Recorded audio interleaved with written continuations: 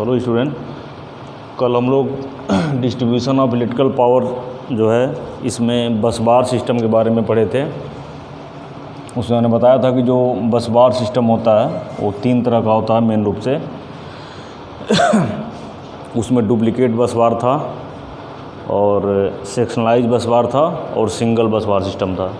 तो आज हम देखेंगे इसमें कि कुछ डिस्ट्रीब्यूशन से रिलेटेड टर्म हैं जिनका मतलब यूज हम पावर के डिस्ट्रीब्यूशन में करते हैं। कुछ मतलब फैक्टर हैं जिनको हम केवल इसमें 4-5 तरह के फैक्टर हैं जिसमें 1-2 इम्पॉर्टेंट हैं, जैसे सवाल कभी कभी डायरेक्ट हल्के फुल्के न्यूमेरिकल यहाँ से आ जाते हैं। तो इसमें पहला इसमें जो है आपका वो है मैक्सिमम डिमांड।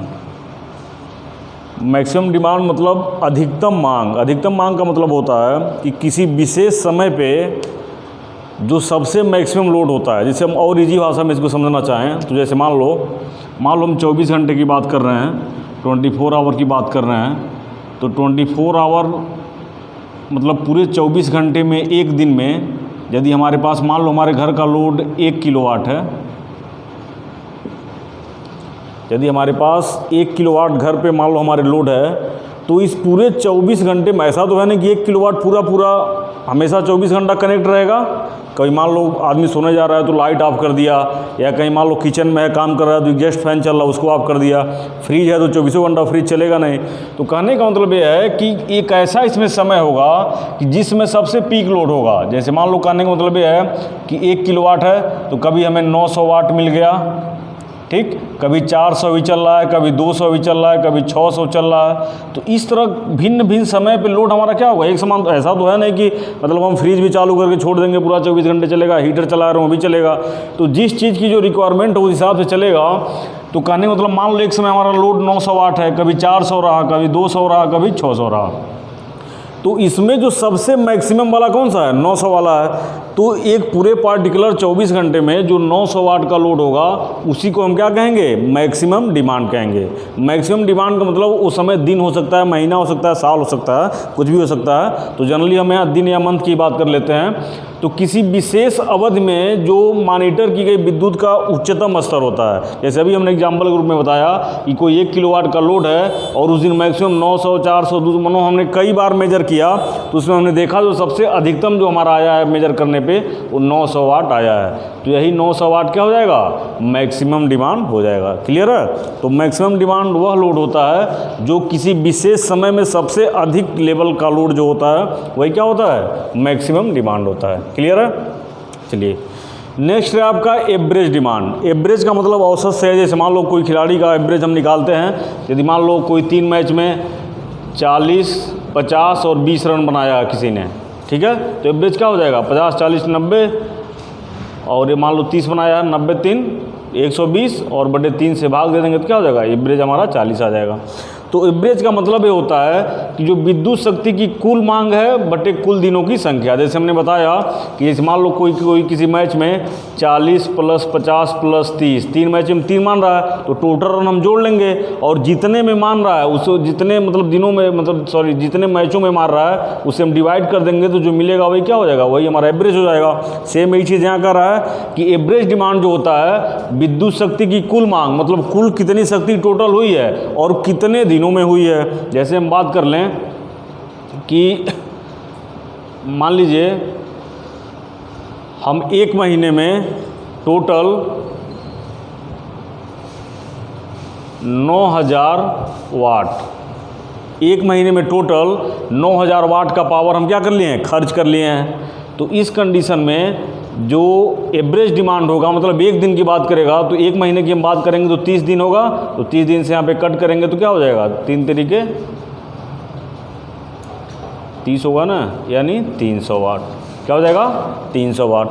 यानी कहने का मतलब ये है कि यदि 1 महीने में हम 9000 वाट की बिजली खपत किए हैं तो एक दिन का जो होगा एवरेज की हम बात करें तो एवरेज हमारा क्या हो जाएगा, 300 वाट हो जाएगा। यानी 300 वाट हम 30 दिन तक लगातार करेंगे तो क्या हो जाएगा, 9000 वाट हमारा खपत हो जाएगा। तो एवरेज डिमांड और कुछ नहीं है, एवरेज डिमांड आपका क्या है, यही है कि जैसे हम क्रिकेट में औसत निकालते हैं, सेम यही चीज़ क्या है, औसत है कि टोटल हमने एक महीने में जितना खर्च किया उसको 30 से हमने डिवाइड कर दिया। हम एक दिन का निकालना चाह रहे हैं तो क्या करेंगे, घंटे के हिसाब से कर लेंगे कि 24 घंटे में मान लो इतना हमने खर्च किया तो उसमें 24 घंटे से डिवाइड करेंगे तो 1 घंटे का निकल जाएगा।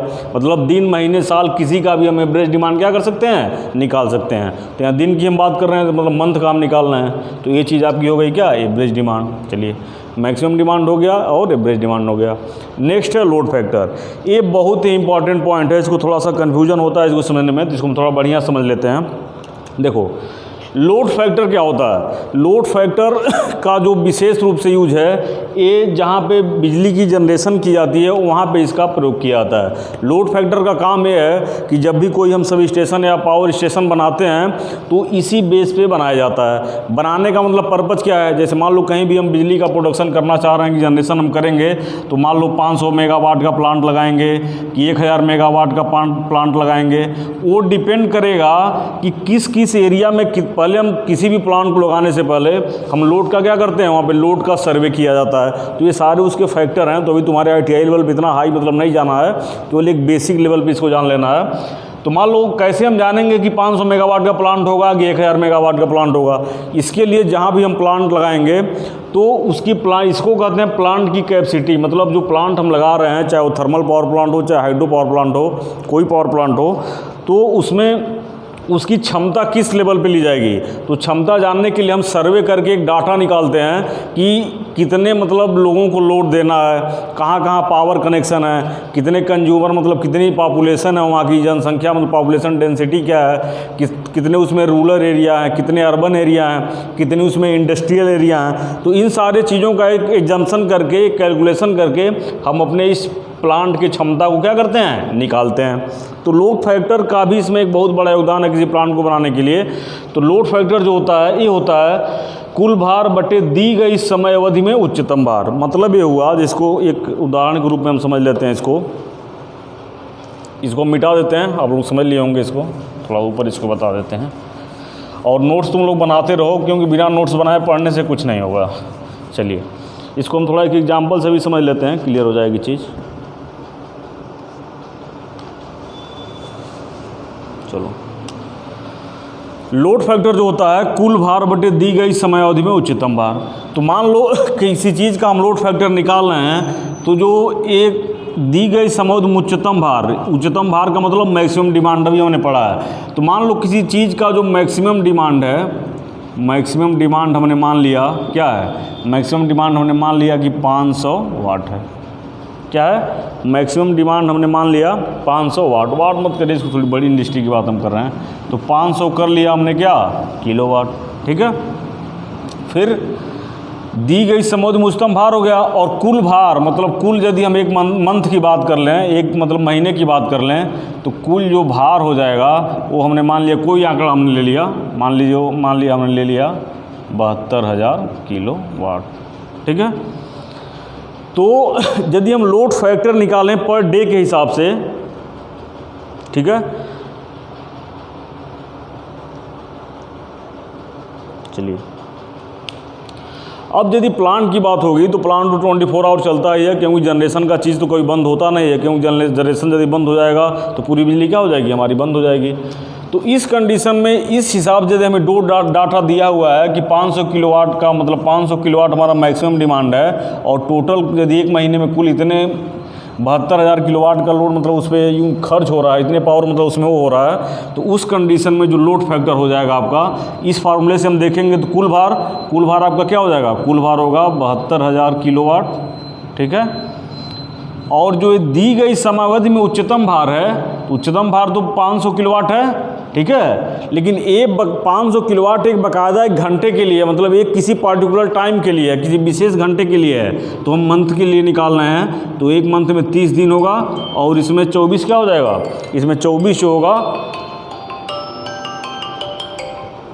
24 जो होगा आपका, इसमें से गुणा कर देंगे, क्योंकि एक दिन में 24 घंटे होते हैं। तो 30 महीने में 30 दिन, एक माह में, और एक दिन में 24 घंटे, तो 24 से हम क्या करेंगे, मल्टीप्लाई कर देंगे।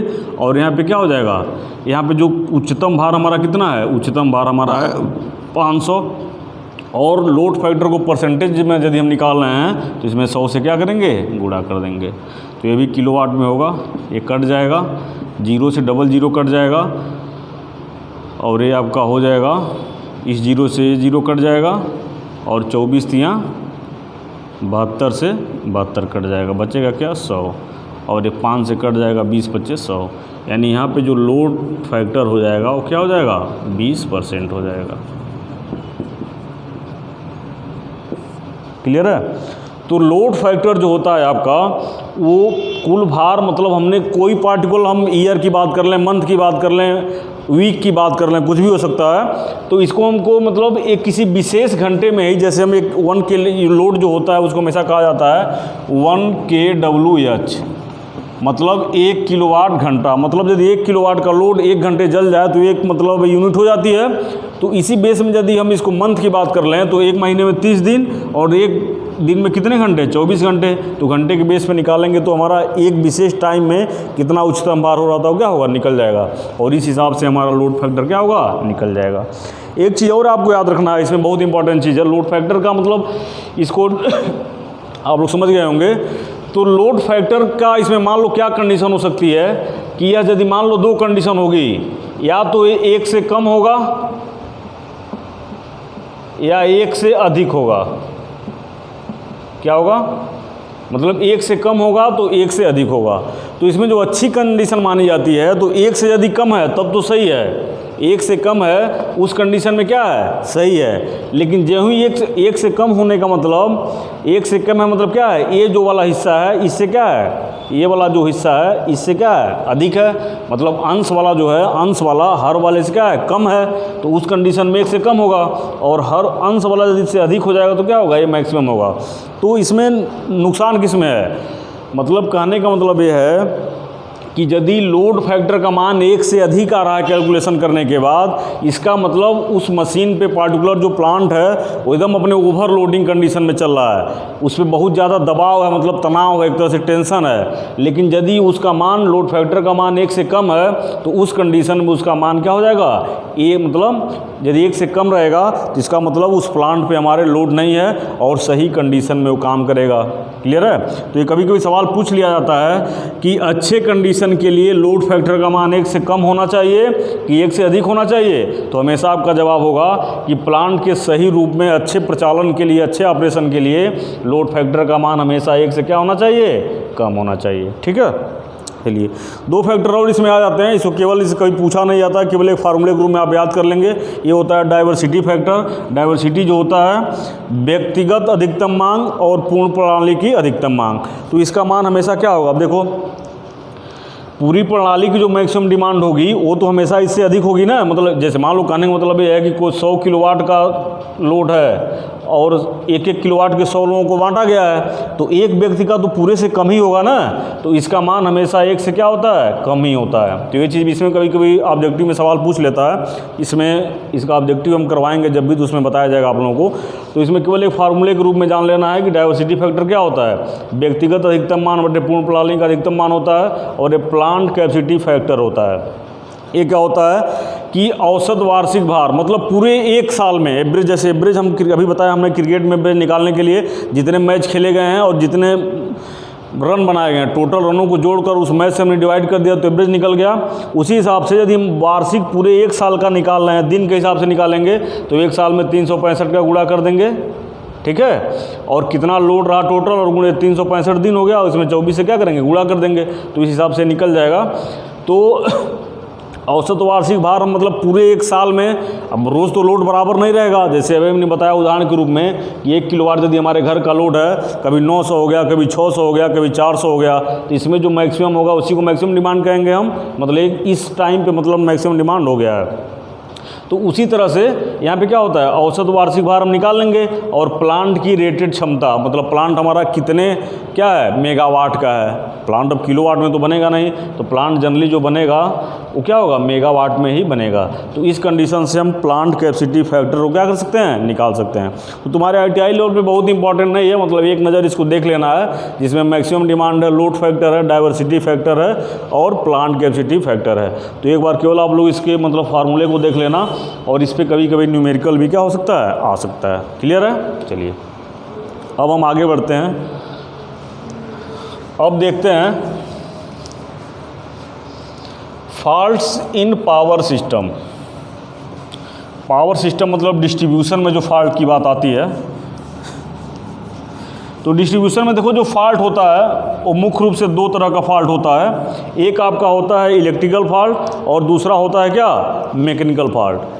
एक आपका होता है इलेक्ट्रिकल फॉल्ट और दूसरा होता है क्या, मैकेनिकल फॉल्ट।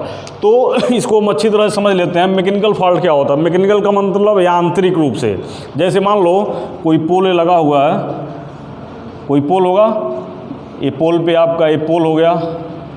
अब पोल कोई भी है, RCC पोल है, PCC पोल है, जो भी है, और इस पर हमने क्या लगा दिया, इंसुलेटर लगा दिया।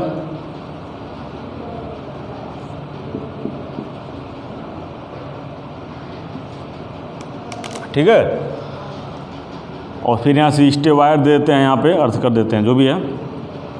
तो देखो मैकेनिकल फॉल्ट का मतलब क्या होता है कि मैकेनिकल फॉल्ट का मतलब ये होता है कि मैकेनिकल फॉल्ट यदि कहीं हो रही है तो डायरेक्ट वोल्टेज और करंट को इसमें कोई प्रभावित नहीं करेगी, यदि भयंकर रूप में नहीं हो रही है तब। मतलब वर्तमान में मतलब इसका नुकसान हो सकता है। जैसे मान लो कभी कभी देखोगे तुम लोग 11 kV की लाइन है या 33 kV की लाइन है, तो कभी कभी देखोगे एक क्रॉस आर्म कभी टेढ़ा हो गया रहता है। जैसे मान लो ऐसे देखोगे पोल पे लगा रहता है, कभी ऐसे झुक गया होता है इस तरह से, मतलब इस तरह जो रहता है क्रॉस आर्म ऐसे सीधा होना चाहिए, लेकिन ऐसे क्या होता है, झुक गया होता है। कभी ऐसे झुक गया होता है, कभी इंसुलेटर जो इस पर लगे हुए हैं क्या होते हैं, टेढ़े हो गए होते हैं, ऐसे झुक गया होता है। तो ये जो कंडीशन होती है, मतलब कभी पोल जो होता है, पोल सीधा ना होकर क्या होता है, ये भी झुक गया होता है, या जो स्टे वायर जो पोल को खड़े करने के लिए होते हैं, ये क्या होते हैं, वो भी डैमेज हो जाते हैं। तो तत्काल तो कोई प्रभाव नहीं पड़ेगा, लेकिन फ्यूचर में क्या होगा, फ्यूचर में ये इलेक्ट्रिकल फॉल्ट का कारण बन सकता है। या यही मैकेनिकल फॉल्ट मतलब वो होता है जो तत्काल तो कोई नुकसान नहीं पहुंचाएगा, या बड़े लेवल पे होगा। जैसे मान लो कहीं आंधी बहुत तेज़ी से आई और एक क्रॉस आर्म टूट गया, या इंसुलेटर कहीं मतलब बिजली गिरी और भी कोई चीज़ क्रेक हो गया, तो डायरेक्ट इसका संपर्क हो गया।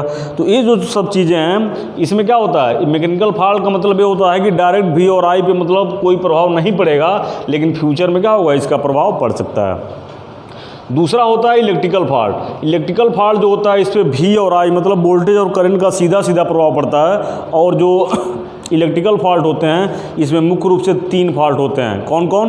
Open circuit fault, short circuit fault और अर्थ फॉल्ट। ये याद रखना, बहुत इंपॉर्टेंट पॉइंट है। तो ओपन सर्किट का मतलब ये होता है कि मान लो कोई ये तार है, मान लो ऐसे हमने तार दे दिया R, Y, B और न्यूट्रल, ठीक है, सर्किट ऐसे पोल से जा रही है। तो ओपन सर्किट का मतलब क्या हुआ कि कोई एक इसमें मतलब कोई फेज या कोई न्यूट्रल जा रहा है, तो कोई मतलब एक दूसरे से बीच से क्या हो, ये बीच से खुल जाए, सर्किट क्या हो जाए, सर्किट खुल जाए, तो उसी को हम कहते हैं क्या, open circuit fault. Open circuit fault का मतलब, ओपन का मतलब खुला परिपथ दोष। तो सीधी सी बात है, करंट तो क्या होगी, जैसे मान लो ऐसे जा रही है, इसको हमने हटा लिया तो करंट जाएगी, बिल्कुल नहीं जाएगी। तो इसीलिए इसी को हम कहते हैं क्या, ये जो फॉल्ट है क्या है, ये है ओपन सर्किट फॉल्ट। तो ओपन सर्किट फॉल्ट का रीज़न क्या है कि मान लो कहीं टेम्परेचर भी इसका एक वजह हो सकता है कि मान लो कहीं ज़्यादा करंट गई और हीट की वजह से पिघल के छोड़ दिया, तो क्या हो गया, एक कंडीशन जो मतलब छोड़ दिया, सर्किट क्या हो गया, बीच में ओपन हो गया, तब भी हो सकता है। ठीक है, या तनाव हो, मान लो तारों में, जैसे मान लो हम पोल पे तार को कस्ते से जब खींचते हैं तो एक सैग दिया जाता है, तो सैग मान लो नॉर एकदम टाइट हो जाए तो टेंशन की वजह से जाड़े या गर्मी में जब भी मतलब तार में तनाव होगा तो तनाव की वजह से क्या होगा, टूट जाएगा, तब भी हो जाएगा। या आंधी तूफान की वजह से भी तार टूट सकता है, या कोई मैकेनिकल उस पर इंजरी हो जाए, या मैकेनिकल कोई चीज़ मान लो कोई पेड़ का वो भी टूट के गिर गया तो तार क्या हो गया, अलग अलग हो गया, तो वो कंडीशन होती है ओपन। ओपन में क्या आपको याद रखना है, बहुत इंपॉर्टेंट पॉइंट है, जो ओपन सर्किट होता है, तो जब भी सर्किट खुलेगी, याद रखना बहुत इंपॉर्टेंट पॉइंट है, ओपन सर्किट में प्रतिरोध का मान अनंत होता है, बहुत ज़्यादा होता है, जिसकी वजह से उसमें धारा का मान क्या होगा, 0 होगा। मोस्ट इंपॉर्टेंट पॉइंट है। इसीलिए जब भी मेगर से हम ओपन सर्किट टेस्ट करते हैं तो हम देखते हैं कि ओपन सर्किट में यदि तार खुला हुआ है तो क्या होता है, प्रतिरोध को मेगा ओम में, मतलब आर्क जो दिखाता है, क्या दिखाता है, उस पर जो सिंबल जाता है मेगा ओम में, वो कहाँ पे जाता है, इन्फिनिटी पे दिखाता है। मतलब ओपन सर्किट में यदि हम मेगर से टेस्ट करेंगे तो बताएगा इसका प्रतिरोध क्या है, बहुत ज़्यादा, यानी इन्फिनिटी है। ठीक है, अब आते हैं किस पे, शॉर्ट सर्किट पे।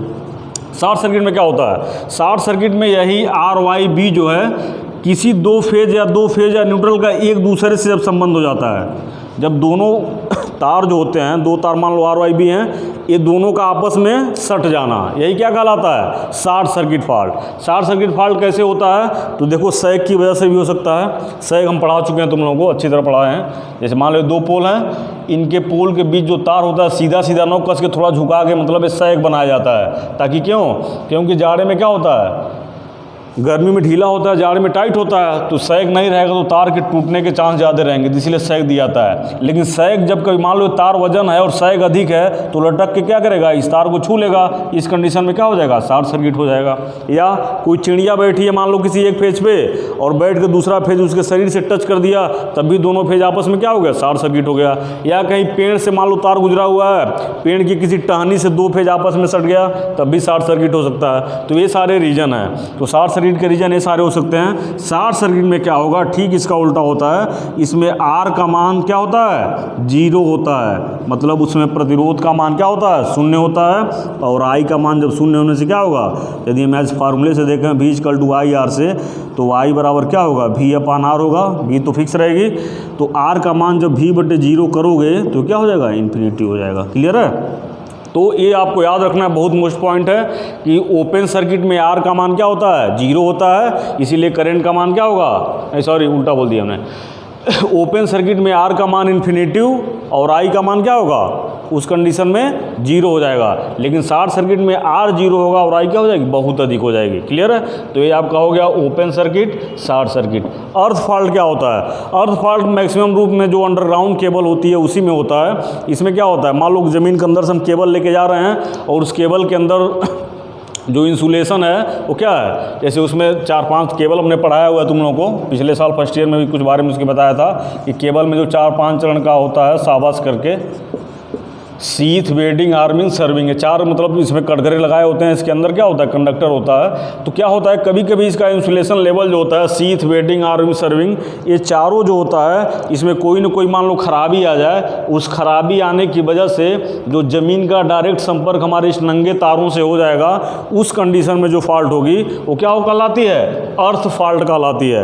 अर्थ फॉल्ट का मतलब होता है चालकों का, कंडक्टर का, मतलब फेज चालकों का डायरेक्ट ज़मीन से क्या हो जाना, संपर्क हो जाना, उसी को हम क्या कहते हैं, अर्थ फॉल्ट कहते हैं। तो इसका जो रीजन होता है कि इंसुलेशन फेलियर, क्या होगा, इंसुलेशन फेलियर, मतलब केबल जो नंगे तार के ऊपर केबल जो चढ़ाई गई है उसमें क्या हो रहा है, कोई फॉल्ट हो जा रहा है, तो उसकी वजह से नंगे तार का संपर्क सीधे किससे हो जा रहा है, ज़मीन से हो जा रहा है। ये कंडीशन हो जाएगा। ठीक है। दूसरा क्या होगा, ओवर हेड लाइन में भी होता है। ओवर हेड लाइन में क्या होगा, ओवर हेड लाइन में देखोगे कि ये जो इंसुलेटर लगे हुए हैं, इंसुलेटर तो ये इंसुलेटर है, ये मतलब ये कंडक्टर जा रहा है, एक क्रॉसआर्म चालक की तरह होते हैं। तो मान लो इंसुलेटर में कभी कभी जो इंसुलेटर लगे हैं कभी कभी क्रैक कर जाता है। क्रैक करने के नाते इसकी जो विद्युत प्रतिरोध की जो क्षमता होती है वो ख़त्म हो जाती है, जिससे वजह से इस चालक का संपर्क किससे हो जाता है, क्रॉसआर्म से हो जाता है। और इस क्रॉसआर्म की वजह से जो पोल लगा है ज़मीन में गड़ा हुआ है सीधे, और इस पोल के अंदर भी क्या होते हैं, रॉड पड़े होते हैं आयरन के, तो उसकी वजह से इसका संपर्क ज़मीन से हो जाता है। तो इस कंडीशन में भी क्या होता है, फॉल्ट, मतलब अर्थ फॉल्ट के चांसेस होते रहते हैं। ठीक है। तो फिर हम मिलते हैं नेक्स्ट क्लास में। ओके।